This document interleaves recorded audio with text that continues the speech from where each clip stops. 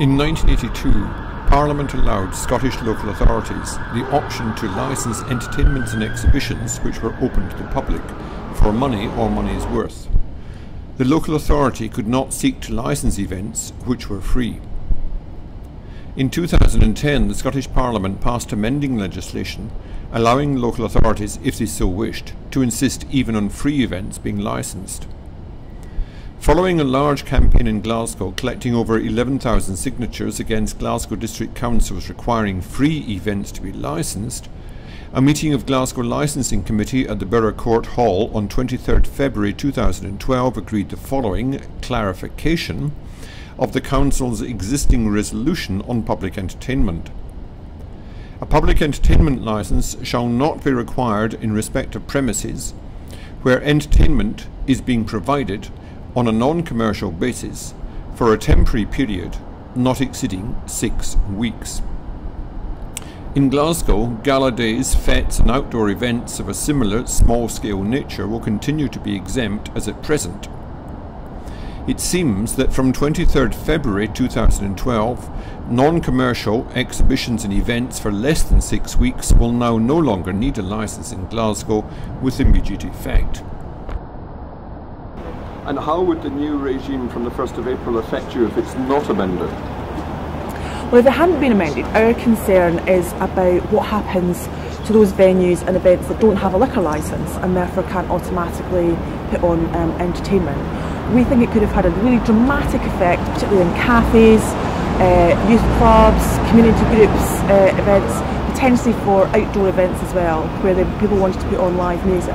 That they would not only have had to apply for a licence, but they would also have had to pay a fee for that. Would it mean some events wouldn't go ahead? I think absolutely. I think the actual impact of that is that small organisations or small collections of people who don't have a lot of money would decide that actually it wasn't going to be possible for them to put on an event, because many of these events tend to be free, they aren't ticketed, it's about actually putting on an art event or a music event as part of another event, and therefore they just wouldn't do that as part of their event simply because the logistics, the red tape wasn't going to make it worth it. My name's Graham Crossan.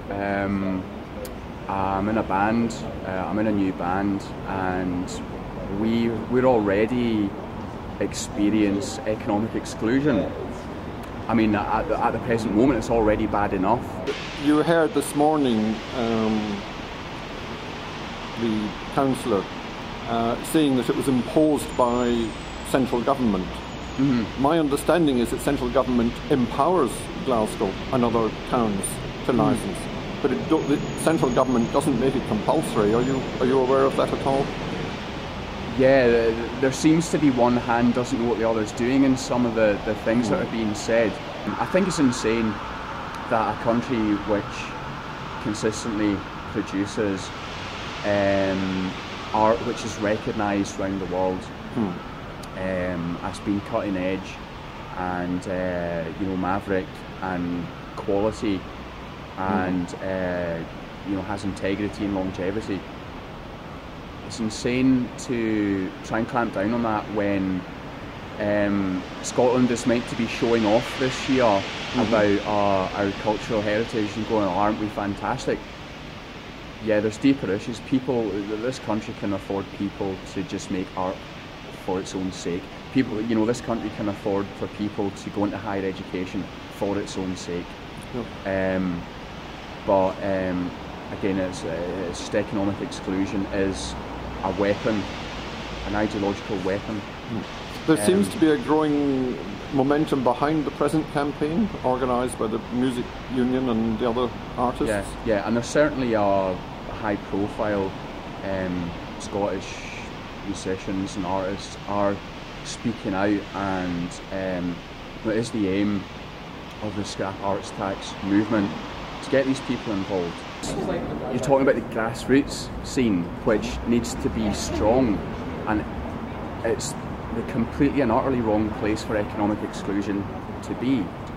And I read the Works Foundation report on the creative industries, and they very strongly said that, what you need to do is give people time and space that they can find themselves and, you know, they can try things, and art for art's sake, because related to GDP, the UK, and for the size of the population, the UK has the most successful creative industries in the world. You know, there are people. And how does Glasgow fit into that? Oh, it's absolutely massive. I mean, it's world class. I mean, Glasgow's world class. Oh, Glasgow's absolutely world class. Yeah. I mean, for instance, in the music scene, if somebody on the west coast of America reads a review which says, you know, underground, independently released band from Glasgow, that's enough for them to be interested. Because of the heritage, going all the way back. I mean, East Kilbride is hip around the world because the Jesus and Mary chain came from there, and so on. But I mean, Britain is I mean, Britain and the US. There's people will actually go on holiday to the UK to explore the history of that country's popular culture. And it's completely unique, and just the economic exclusion is completely ideology driven. Punk gigs were banned in Glasgow at that time, and so the Glasgow punk scene happened in Paisley. Now if you look at what was happening at that time... How were they banned? Sorry? How were they banned? Who banned them? It was a council decision. Right. No punk gigs in Glasgow. Right. Does that mean that they wouldn't grant a licence, or were they in a position to forbid punk scenes? Just outright banned. Right. Yeah. So if you look at the circumstances then in 1982, it's a right-wing government. There's a recession. There's high unemployment. And historically what happens in those circumstances is the grassroots arts become politicized, subversive, maverick, and so that had to be clamped down on. And so that had to be clamped down on at that time, and I believe it's the same thing that's happening now. You know, political parties with power, whether they're Labour, whether they're Tory, whatever, what they want to do is maintain the status quo. And there's just oppressive ideology driven to maintain the status quo, and economic exclusion in the grassroots art scenes is one of the best ways.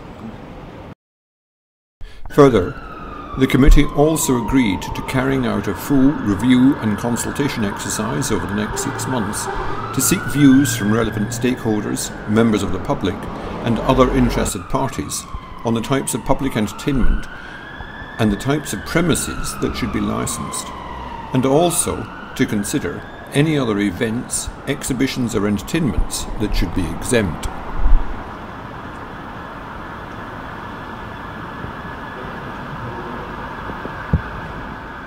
We're really pleased that Glasgow City Council are going to consult the people of Glasgow about what arrangements they're going to make in light of the changes to the public entertainment licensing. We think that's a really positive move by Glasgow. We would encourage arts groups, our own members, musicians, anybody who is concerned about the arts and culture in Glasgow to get involved in that consultation. Well, actually, at the moment, the proposed amendment is that non-commercial exhibitions for up to 6 weeks wouldn't require licensing. I don't know what they mean by non-commercial, but it means that it's a not profit-making one. Well, I think all of these things are things that we need to look at in terms of the consultation and what they're actually proposing that they want to do. So, from our point of view, what we want to do is get involved in that consultation. Look at the detail of what they actually want to do. And then encourage people to get involved in that, to defend, the really vibrant art scene that there is in Glasgow. When you say we, you mentioned you're with the Musicians Union, but is the campaign on behalf of more than just musicians? Well, our understanding is that there's lots of organisations who've got together, both arts organisations, organisations who are involved in visual arts, music, and I think all of us together have to be involved in that campaign, because I think it's not just simply about, for us, it's not simply about just defending events that might want to put on music, but defending the art scene in general, because that's all part and parcel of where the kind of musical scene in Glasgow comes from as well. And if people wanted more information or wanted to join, who would they contact? Well, if people want to get more information about the Musicians Union or want to come and join, musicians want to join the Musicians Union, the best people to contact are our Glasgow office, and they can do that on 0141 341 2960. And if they wanted to join or have further information about the campaign generally in regard to licensing and the arts in Glasgow? Well, they can contact us, we can pass them on to the campaign group that's being organised at the moment, and we can also point them in the direction of Glasgow City Council's consultation process as well. And I think there's been an online campaign. That's right. If people want to Google scrap arts, so if you Google scrap arts, you'll find the Facebook page, and you'll also find an online petition, and we would encourage people to get that signed and to like the Facebook page. How many people have signed so far? So as far as we're aware, it's 11,500 and rising.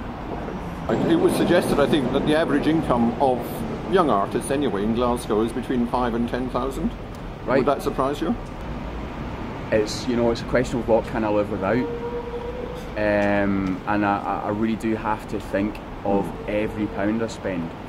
Does the figure of 5,000 to 10,000 surprise you? No, not at all. Not in the least. No, not in the least at all.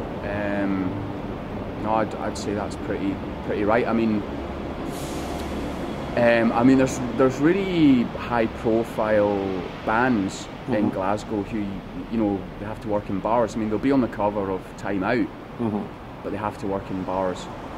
I've talked to people from Belgium about this pay-to-play thing that happens, and they just don't believe. They don't believe you. Well, you said at the beginning that you felt that the whole of the present licensing regime has to be amended completely, rewritten. I do. So, does that mean that would people still have to pay to play? No, I mean, my thinking is now, even at the present moment, the space, usually a basement space in these venues, my question is, if people aren't playing music in there to possibly 5 of their pals and nobody else, what actually are you going to do with that space anyway? And in this country, artists go around guilt-tripping about it's not a proper job. There's this attitude in this country that it's not a proper job, and you don't. There's so many other countries in the world where you don't get that attitude. It's not just the arts. I'm involved with. I'm pro-compassion. Basically, I don't want to go into anti too much, but I'm very much anti-social exclusion, economic exclusion, and this is just one of the many issues that I kind of, I fight for and try to. So what this is doing mostly is politicising people. I mean, the Hetherington occupation completely changed my mind. I was slipping into cynicism. Sorry, the which occupation? The Hetherington Glasgow University occupation. I was heading for cynicism and saying, we are doomed. And then, when these 18 and 19-year-olds taught me it doesn't absolve you of your responsibility to at least try and change things. And it's better to have tried and failed than to have just gone, we're doomed, because that's failure right away.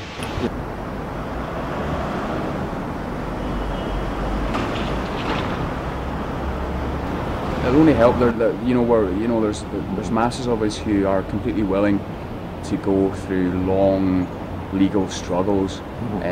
People from the Glasgow University occupation are veterans in this stuff. Of revolution. People that make art are dangerous to any dictatorship. Artists are counter-revolutionary, and so you are a counter-revolutionary.